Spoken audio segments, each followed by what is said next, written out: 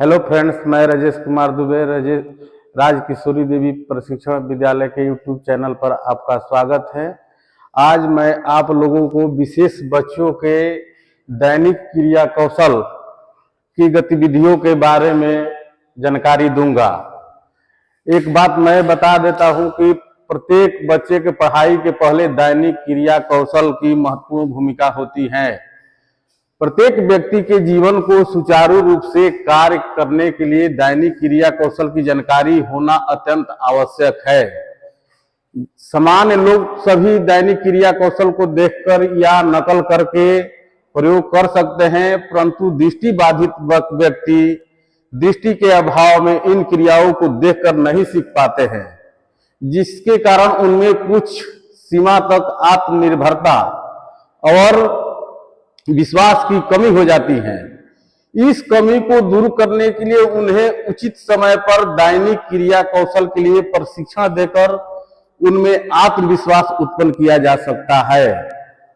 दैनिक क्रिया कौशल के प्रशिक्षण के प्रमुख उद्देश्य है निम्नलिखित है। अब मैं आप लोगों को बारी बारी से उन उद्देश्यों के बारे में बताता हूं। दृष्टि बाधित व्यक्ति अपने दैनिक जीवन की सभी गतिविधियों को कम से कम सहायता लेकर सुरक्षित रूप से कर सके। इसके लिए हमें क्या करना पड़ेगा कि हमें उस बच्चे को विशेषकर ध्यान देना पड़ेगा। वो इस टाइप का बच्चा हमको मिल रहा है तो उसमें किस किस चीज का अभाव है। शुरू उसको सभी चीज का नॉलेज नहीं मिल पाएगा। सामाजिक एकीकरण के लिए दृष्टि बाधित व्यक्ति में आत्मविश्वास उत्पन्न हो सके, इसको भी ध्यान देना पड़ेगा। उसके आत्मविश्वास को भी हमें बढ़ाना पड़ेगा। ये नहीं है कि तुम अंधे हो, ये हो, उसको हम लोगों को समाज में भी प्रोत्साहित करना पड़ेगा। दूसरों पर निर्भरता को न्यूनतम किया जा सके। हमको क्या करना है कि दृष्टि बाधित बच्चे को वो समाज में हीन भावना महसूस करते हैं, वो अपने दैनिक क्रिया कौशल सही रूप से नहीं कर पाते हैं, जैसे कि मुंह धोना, बाहर घूमना, बहुत प्रकार से उन लोगों को कठिनाई होती है। तो हमें क्या करना चाहिए कि उन लोगों को प्रोत्साहित करना चाहिए। सूक्ष्म स्तर पर बारीक से उन लोगों को ध्यान देना पड़ेगा। एक सकारात्मक और समाज उपयोगी व्यक्तित्व का निर्माण किया जा सके, इसके लिए हमें उन लोगों को ऐसा बना देना है कि वो अपना दैनिक क्रिया कौशल समाज में उपयुक्त रूप से उन लोगों का जीवन यापन सही प्रकार से बैठ जाए। इसके लिए प्रशिक्षण नीतियां है। जैसे आप लोगों को मैं बारी बारी से बता रहा हूं, दृष्टि बाधित व्यक्ति को एडीएल सिखाते समय इस बात का ध्यान देना चाहिए। प्रशिक्षण नीतियां में क्या आना चाहिए? पहले सबसे पहले ADL, activities of daily life living skills, दैनिक क्रिया कौशल की उपयुक्तताएं आवश्यकताएं। अब activity of daily living skills, इसमें हमको क्या करना पड़ेगा कि वह किस आयु में दृष्टि बाधित हुआ, बच्चा आखिर किस आयु में जन्मजात है या जन्म के बाद जो दृष्टि बाधित हुआ, इस पर हमें विशेष ध्यान देना पड़ेगा। एडीएल सिखाते समय सीखने वालों को विशेषकर किन कठिनाइयों का सामना करना पड़ता है। अब हमको ये देखना पड़ेगा कि बच्चा किसी चीज को सही ढंग से समझ रहा है कि नहीं, क्योंकि उसके पास तो आंख है नहीं, तो उसको कौन कौन सी चीज को कैच कर रहा है, कौन कौन सी चीज को कैच नहीं कर रहा है, उस बात पर हम लोगों को विशेष ध्यान देना पड़ेगा। प्रत्येक कौशल सिखाने के लिए एक व्यवस्थित प्रक्रिया का प्रयोग करना चाहिए एवं प्रशिक्षण देते समय व्यक्ति की आवश्यकता, आयु, शारीरिक स्थिति एवं उसके पुराने अनुभव, उसका पर्यावरण, पारिवारिक पृष्ठभूमि, व्यवसाय एवं आर्थिक स्थिति, इन सभी का ध्यान रखना आवश्यक है। अब आपको हम बताते हैं कि जो ये क्रिया कराएंगे तो उसमें उस बच्चे का कितने एज में दृष्टि बाधित हुआ, उसकी दृष्टि क्षमता क्या है, वो किन किन बातों को ठीक ढंग से ले रहा है, उसकी सभी आवश्यकताओं को देखते हुए उसके अनुभव के समान पुराने अनुभव उसके क्या है, वो बॉल को पहचान रहा है कि नहीं, वो फल को मन कैसे उसके पुराने चीज को कितना तक वो पहचानता है। इसके बाद वाले जो सामान है उसके लिए हम उसके लिए सामान को इकट्ठा करेंगे, उससे समझाएंगे, उस बच्चे के पारिवारिक पृष्ठभूमि के बारे में भी पता करेंगे कि आखिर इनका पारिवारिक पृष्ठभूमि क्या है। अगर बच्चा गरीब घर का लड़का है तो उसे बहुत ही ऐसी संस्थाएं हैं, सरकार की सुविधाएं हैं जो मिल रही हैं। बहुत संस्था है जहां बच्चे पढ़ रहे हैं, वहां पर प्रोत्साहित करेंगे कि इन बच्चों का नामांकन हो जाए। लेकिन इसके पहले उसके डेली लिविंग स्किल पर तो ध्यान देना पड़ेगा। Activities of daily living skills, इस पर उसका ध्यान रखना चाहिए। ब्रश कैसे करना है, लाइटिंग कहाँ नल है, वो एक बार 2 बार 3 बार उस पर कोशिश किया जाएगा, तब वो सामान्य बच्चों की तरह कुछ अपना एक्टिविटीज कर पाएगा। उसका भौगोलिक वातावरण के बारे में कि मतलब समाज के लोग इसको ज्यादा चिढ़ाए नहीं, सामंजस्य मैंने सामान्य बच्चे भी के साथ मिलाना उनको सिखाएंगे। इन सभी का एहसास उसको ध्यान रखना आवश्यक है। कुछ प्रमुख दैनिक क्रिया कौशल के बारे में बताते हैं, जैसे व्यक्ति की स्वच्छता। बच्चा सवेरे उठता है तो वो क्या कर रहा है, उसकी सवेरे की क्या गतिविधि है, वो कैसे अपने जीवन यापन को उठकर कर रहा है, इस पर हम उसको विशेष ध्यान देंगे। जैसे नहाना, मुंह धोना, ब्रश करना। अब उसको नहाने में हम बताएंगे कि ये पानी है, ठंडा रहता है पानी, लोटा के बारे में, बाल्टी के बारे में बताएंगे। मुंह धोने के लिए उसको ब्रश से अवगत कराएंगे कि देखो ऐसे ब्रश होता है। कोलगेट का उसका बताएंगे, फिर उसकी ये कि इसका स्वाद ऐसे लगता है, इसको खाना नहीं है, इसको थूक देना है। माने सवेरे वाली एक्टिविटीज में उस पर हर एक पॉइंट पर उसको इंडिकेट करना पड़ेगा, तब बच्चा जाके अपने आप में सुचारू रूप से सही बात को समझ पाएगा। ब्रश करना इत्यादि उसको हम बताएंगे, नहाने का, टॉयलेट में जाने का, किसी बात को निसंकोच कहने का, सभी का उसके हम मार्गदर्शन करने के, उसके बारीकियों पर ध्यान देंगे। दूसरा हो गया तैयार होना। जैसे बच्चे स्कूल के लिए जाते हैं तो उसको समझाएंगे कि बैग लो, ब्रेल स्लेट लो, मैंने जो अगर पढ़ने जाता है तो पार्टी के लिए जाता है तो देखो ये नए कपड़े हैं, ये पुराने का, उसको महसूस कराया जाएगा कि ताकि बच्चा आगे चलकर इस बात को अच्छी तरह जान जाए कि हमें इस चीज में फर्क करना पड़ेगा। आवाज में कि देखो ये कुत्ता भूख रहा है, ये बिल्ली बोल रही है, वो एक कैच करेगा, धीरे धीरे उसके जीवन में परिवर्तन होने लगेगा। पार्टिकुलरली कपड़ों को खोलना, पहनना, बटन के बारे में बताना, ये सब क्या है, ये उसके डेली एक्टिविटीज की रूटीन है। पहले पढ़ने के पहले, कोई काम करने के पहले ये जो काम है ये अत्यंत जरूरी है। दैनिक क्रिया कौशल उन लोगों के जीवन का महत्वपूर्ण, चाहे आम सामान्य लोगों के जीवन के लिए भी महत्वपूर्ण चीज है। इसके बाद गृह व्यवस्था। अब हम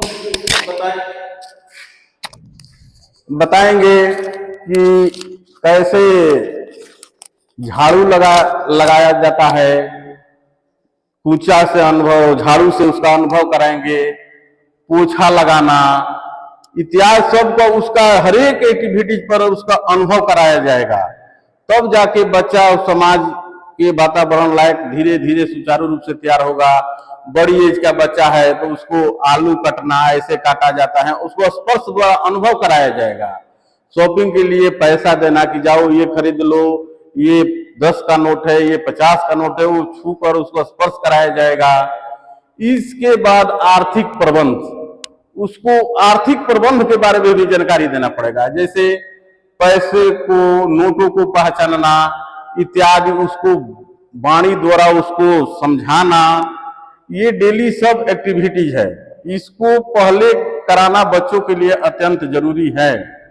उपकरणों का प्रयोग, सबसे महत्वपूर्ण चीज क्या है, उपकरणों का प्रयोग। बच्चा कोई भी उपकरण का आप सही ढंग से यूज कर रहा है कि नहीं, इस बात पर विशेषकर ध्यान होना चाहिए कि ये नहीं कि कोई इलेक्ट्रिक तार छोड़ दे, उसको समझाना पड़ेगा कि इलेक्ट्रिक तार में लाइन बिजली होती है।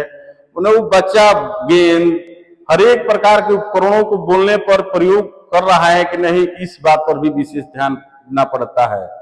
शॉपिंग करना, बच्चों को प्रोत्साहित करने के लिए शॉपिंग कराना इत्यादि, बाजार साथ ले जाना, अनुभव कराना, ये भी एक महत्वपूर्ण चीज है। अब मैं आपको एक बात समझा देता हूं कि ये स्किल बनाते समय हम लोगों को कुछ पाठ योजना तैयार करनी पड़ती है। ऐसे थोड़े हो जाएगा कि मुंह से समझा दिए। बच्चे का पाठ योजना कैसे तैयार किया जाएगा, इस पर विशेष ध्यान देना चाहिए कि उस बच्चे का पूरा कुंडली बढ़िया से तैयार किया जाए कि आपने उसका एडीएल सिखाते समय क्या क्या यूज किया। ये आपको दृष्टिबाधित बच्चे के शिक्षण प्रशिक्षण में ये अत्यंत महत्वपूर्ण चीज है। कोई भी टीचर हो या जो इसके विषय में जानता हो तो उसको ये फॉलो करना बहुत जरूरी है।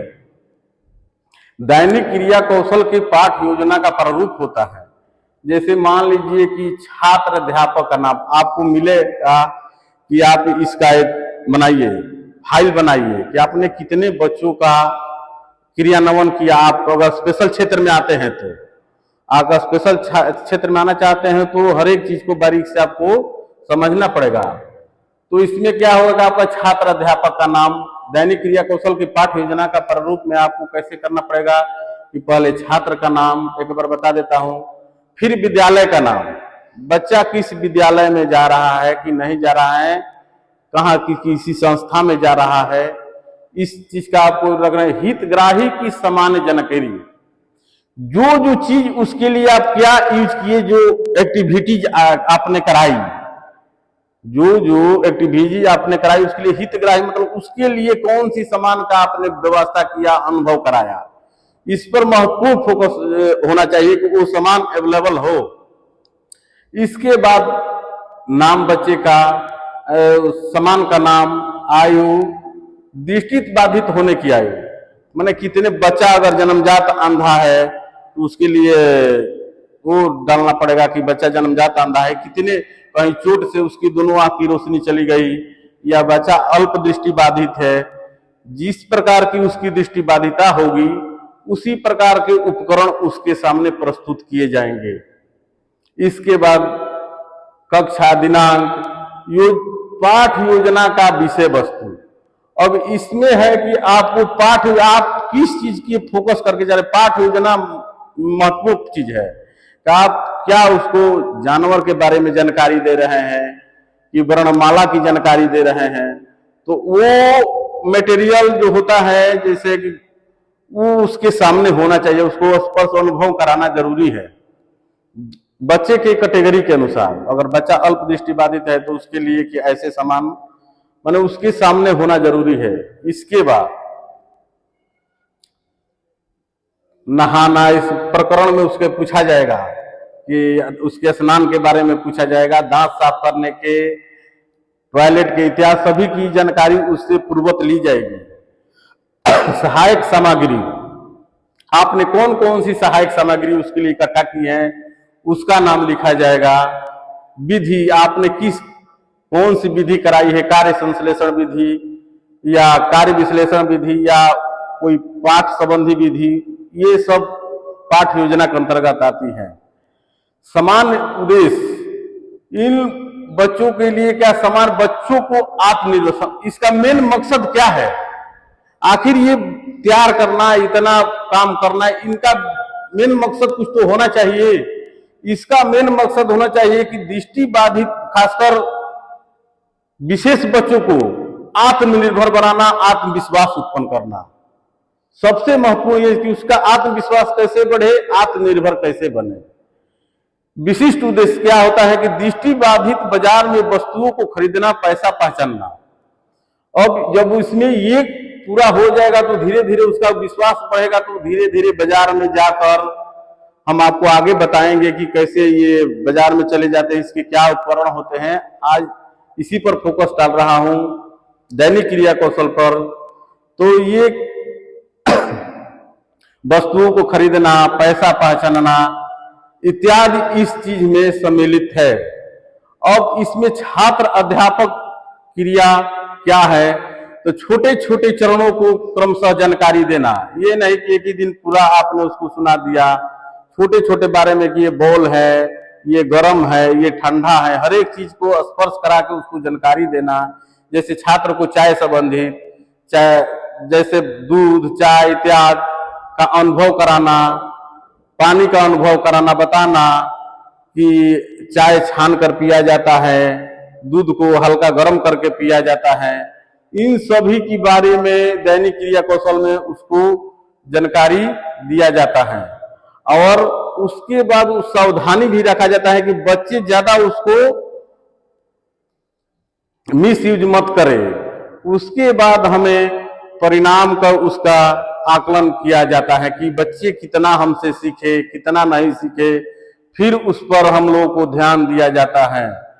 अब कल मैं आप लोगों को महत्वपूर्ण चैप्टर सिंसियरिटी ट्रेनिंग, ज्ञानेंद्रिय प्रशिक्षण के बारे में प्रकाश डालूंगा। Thank you.